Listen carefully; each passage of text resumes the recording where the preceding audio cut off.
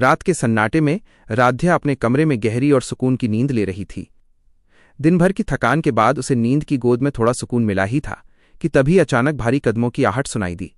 दादी, जिनके चेहरे पर गुस्से की लकीरें साफ झलक रही थीं, हाथ में पानी से लबालब भरी एक बाल्टी लेकर कमरे में दाखिल हुईं।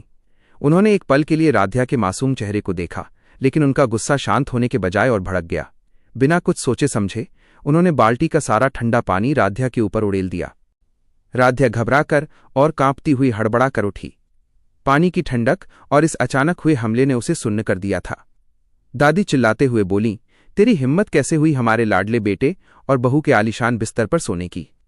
अपनी औकात भूल गई है क्या? राध्या की आंखों में आंसू आ गए।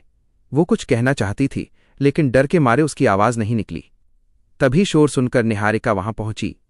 उसने स्थिति को भांपते हुए कुटिलता से कहा, दादी, आप बेकार में गुस्सा कर रही हैं। ये तो वैसे भी स्टोर रूम में सोती है, आज गलती से यहां आ गई होगी।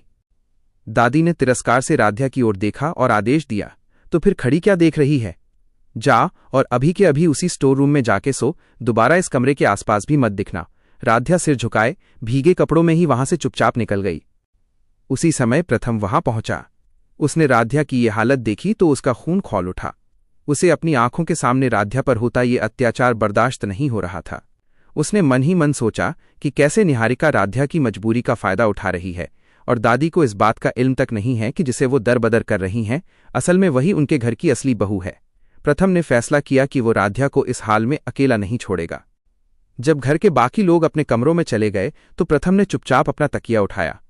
वो सीधे उस बालकनी से सटे हिस्से की ओर बढ़ा जहां राध्या के लिए बिस्तर लगाया गया था। जब वो वहां पहुंचा तो उसने देखा कि राध्या ठिठुरते हुए छोटी सी जगह में सिमटकर सो गई थी।